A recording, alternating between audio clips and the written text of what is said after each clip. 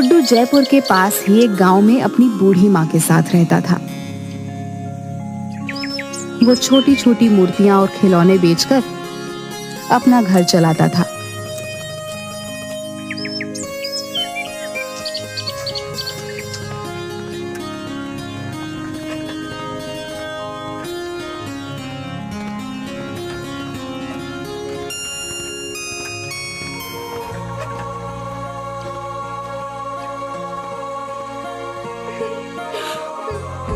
अरे माँ, क्या हुआ? तुम रो क्यों रही हो? बेटा, वो जमींदार आया था। तुम्हारे बाबा ने उससे कुछ 50,000 रुपए कर्जा लिया था। वो अब सूद समेत मिलाकर 1.5 लाख हो गया है। हम इतने पैसे कहाँ से लाएंगे बेटा? उसने बस 2 हफ्ते का वक्त दिया है, वरना ये घर खाली करना होगा। माँ, तुम रोना बंद करो, मैं कुछ करता हूँ। तुम फिक्र मत करो। गुड्डू परेशान सा पैसे जुगाड़ करने का रास्ता सोचते हुए बाहर निकल आता है।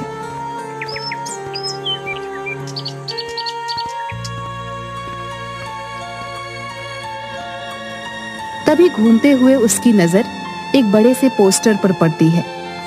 10 दिन बाद जयपुर शहर में मूर्तियों का एक एग्जीबिशन होने वाला था। उसे एक उम्मीद की किरण नजर आई।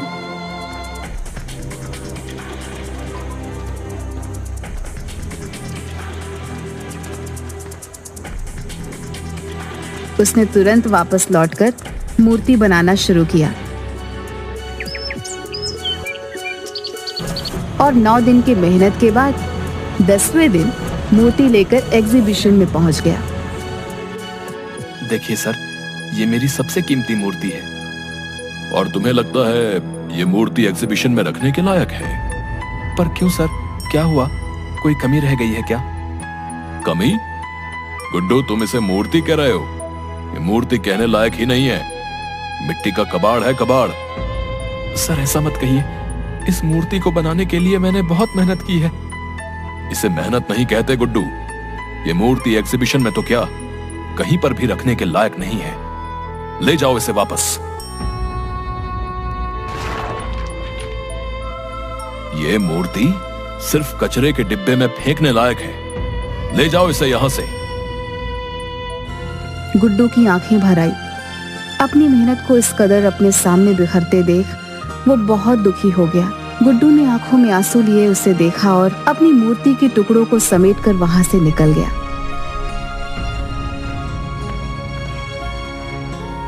उसके जाने के बाद करण शिंदे खुद से ही बात करने लगता है। सपने हैसियत देखकर पूरे किए जाते हैं, और तुम्हारी इतनी हैसियत नहीं कि तुम इस एग्जीबिशन में अपनी मूर्ति रखो, समझे? चाहे कितनी ही खूबसूरत मूर्ति बना लो, गरीबी तुम्हें कभी ऊंचा उठने ही नहीं देगी, और मुझसे आके तो तुम कभी नहीं निकल सकते।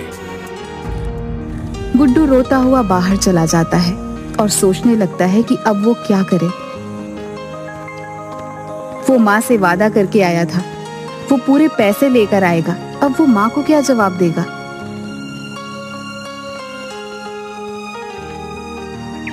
कोई फायदा नहीं हुआ इतनी मेहनत करने का, सब बर्बाद हो गया। मेरी महीनों की मेहनत बिखर गई। वो उस टूटी हुई मूर्ति को गुस्से से वहीं पर फेंक देता है और वहां से आगे बढ़ जाता है।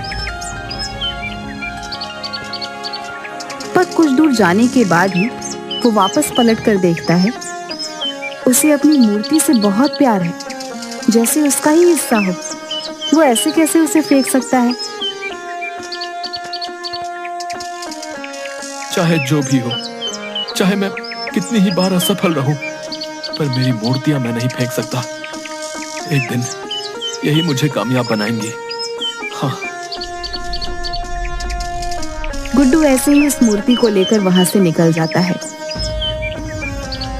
शाम हो चुकी थी। वो दूसरे शहर से यहाँ आया होता है, इसलिए फिलहाल उसके पास रहने का कोई ठिकाना नहीं होता।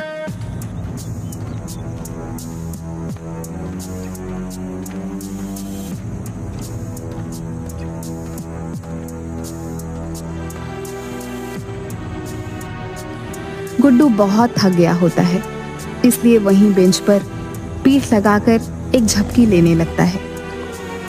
गुड्डू काफी देर तक सोता रहता है और फिर अचानक एक आवाज के साथ उठता है। कौन कौन है? पर वहां कोई होता ही नहीं। अचानक गुड्डू की आंखें हैरान से बड़ी हो जाती हैं जब वह अपने सामने अपनी मूर्ति को देखता है। ये मूर्ति तो टूट गई थी, ये वापस ठीक कैसे हो गई? वो मूर्ति के पास जाता है और उसे छूकर देखने लगता है। ये तो सच में पूरी हो गई, पर ये हुआ कैसे? ये तो पूरी टूट गई थी। गुड्डू अच्छे से ऊपर से नीचे तक, आगे से पीछे घूमकर उस मूर्ति को देखता है और फिर अचानक खुशी से उसकी आंखें चमक जाती है। ये तो चमत्कार हो गया, मेरी मूर्ति ठीक हो गई, मेरी मूर्ति। गुड्डू खुश होते हुए उस मूर्ति को गले से लगा लेता है। कोई बात नहीं, अगर इस बार मैं सफल नहीं हुआ, पर तुम ठीक हो, ये मेरे लिए बहुत बड़ी बात है। वैसे भी शहर में मैं किसी को नहीं जानता, तो आज यहाँ रुक जाता हूँ, सुबह होते ही चला जाऊंगा। गुड्डू उस मूर्ति को एक पेड़ के नीचे खड़ा करके एक दुकान पर कुछ खाने के लिए लेने चला जाता है और थोड़ी देर बाद जब वो वापस आता है तो हैरान रह जाता है। मेरी मूर्ति कहाँ गई? यही तो थी मेरी मूर्ति, मेरी मूर्ति। गुड्डू वहीं खाने का सामान रख आसपास मूर्ति को ढूंढने लगता है और आसपास देखते हुए उसकी नजर पार्क के गेट पर चली जाती है, जहां मूर्ति के पास एक औरत खड़ी होती है जो ध्यान से मूर्ति को देख रही होती है।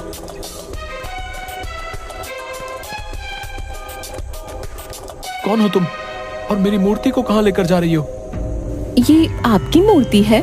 हाँ, ये मेरी मूर्ति है और तुम इसे चुरा कर ले जा रही थी? नहीं नहीं, मैं तो यहाँ से गुजर रही थी और इस मूर्ति को यहाँ देखा तो बस रुक गई। मेरा नाम मधु है। झूठ ऐसा बोलो जो पकड़ा ना जाए। ये मूर्ति मैंने पेड़ के नीचे रखी थी।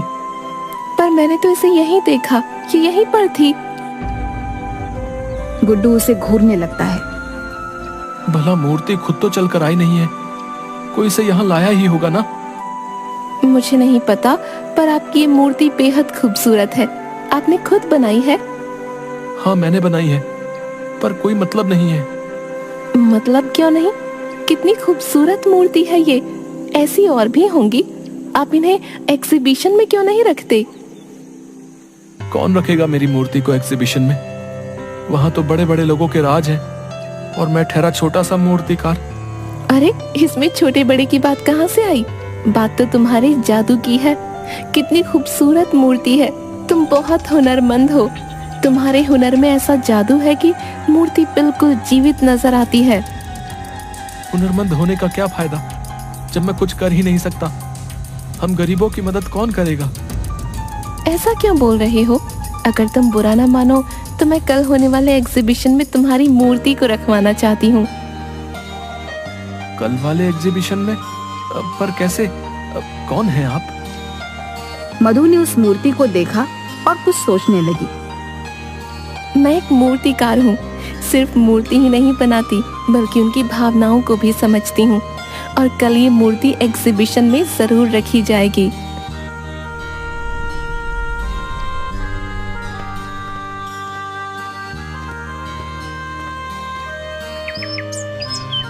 अगले दिन एग्जीबिशन में गुड्डू की मूर्ति भी रखवाई जाती है, पर किसी को गुड्डू का नाम नहीं पता होता, क्योंकि ये पहली बार हुआ था जब गुड्डू की कोई मूर्ति एग्जीबिशन में रखी गई है। गुड्डू खुश होकर देख रहा था।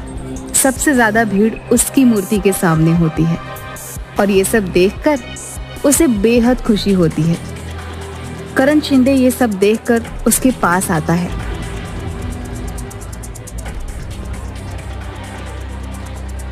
तुमसे कहा था ना, तुम एग्जीबिशन में मूर्ति नहीं रख सकते। फिर किसने रखवाई ये मूर्ति?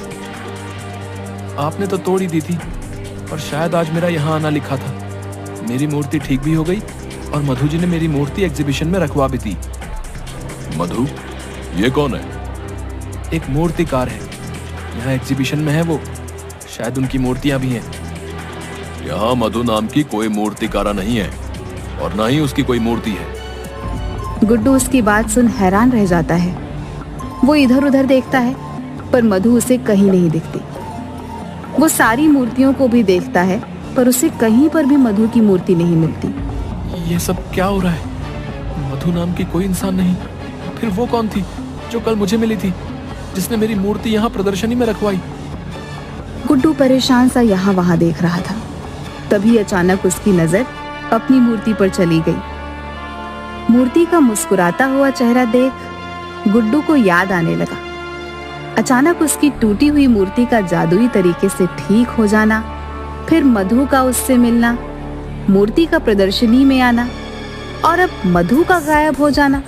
उसे याद आता है कि मूर्ति कल अपने आप पार्क के गेट के पास पहुंच गई थी।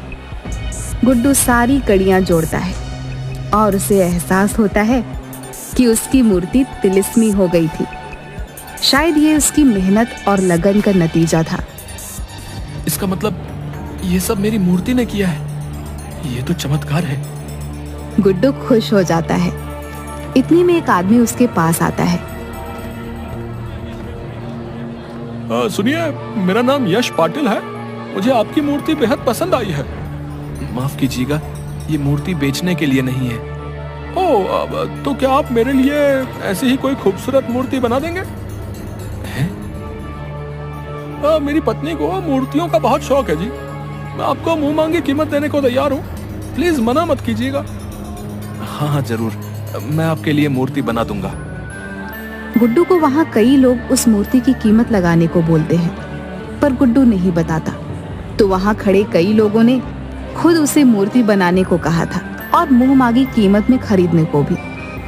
गुड्डू ने खुश होकर सबको हाँ बोल दिया था और प्रदर्शनी खत्म करके बाहर आता है।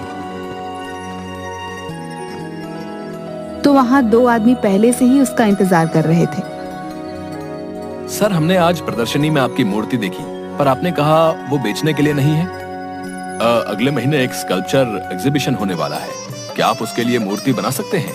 सर प्लीज मना मत कीजिएगा। जी जरूर, मैं ये काम जरूर करूंगा।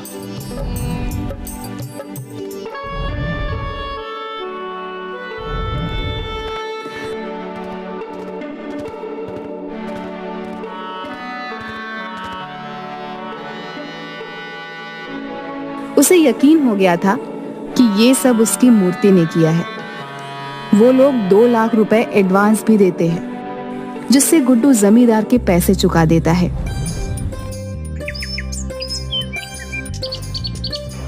गुड्डू की बनाई मूर्ति इस एग्जीबिशन में सबसे महंगी बिकी और गुड्डू जानता था इस कामयाबी में उसकी जादुई तिलिस्मी मूर्ति का हाथ है, जिसकी वजह से वह इतना आगे बढ़ पाया है। उसने आज तक उस मूर्ति को कभी किसी को नहीं बेचा, चाहे किसी ने उसे करोड़ रुपए ही ऑफर क्यों न किए हों।